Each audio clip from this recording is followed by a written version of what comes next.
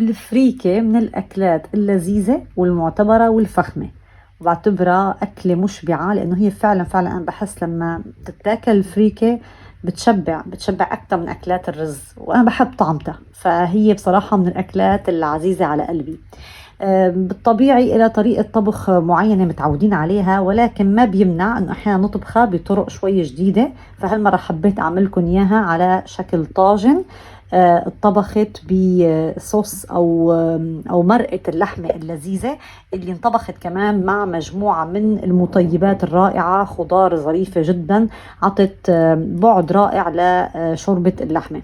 فراح تلاقوا مجموعة من المقادير اللي ظهرت قدامكم، ومثل ما انتم شايفين انا احتجت 4 كاسات من الفريكة اللي هو 700 جرام على الوزن، وكنت اخذة كمان كيلو من اللحمة القطع، واللحمة القطع اللي استعملتها فيها شوية دهون بسيطة.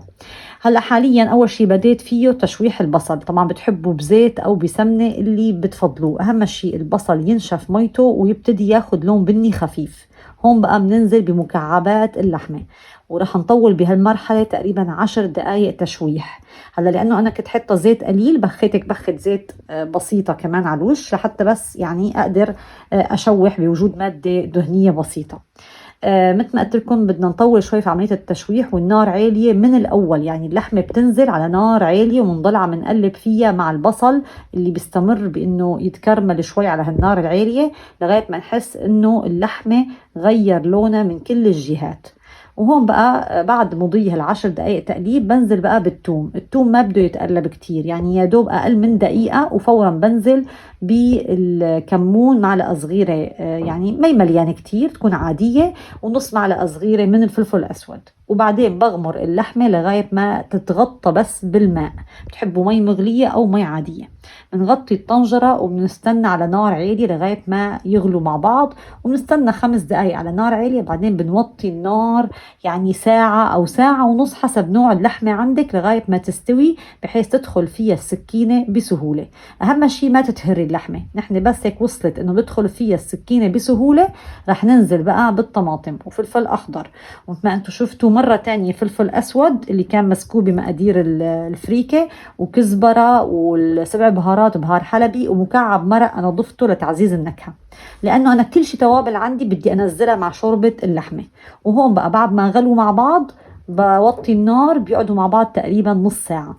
بهالوقت بقى وهن قاعدين مع بعض نص ساعة ياخدوا من طعمة بعض الطماطم واللحمة والقصص، هي الفريكة حبيت أوريكم إياها.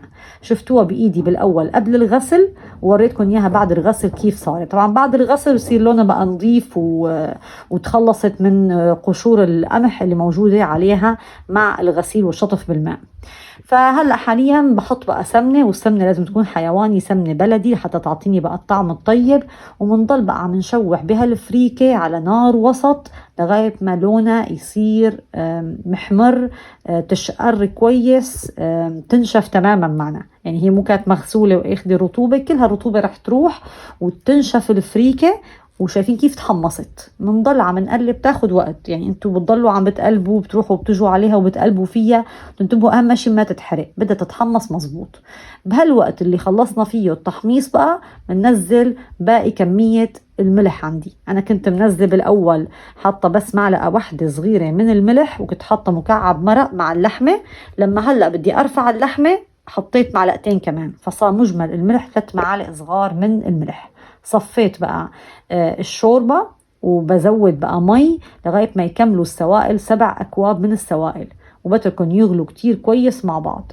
وهلأ بقى بنزل عليهم بكمية الفريكة عندي مثل ما انتو شايفين، بغطي عليها وبتركي على نار عالية من ربع ساعة ل20 دقيقة. طب ليش نار عالية؟ لأنه كمية السوائل كبيرة، أنا حاطة 7 أكواب سوائل على 4 أكواب فريكة، هيك تنطبخ الفريكة.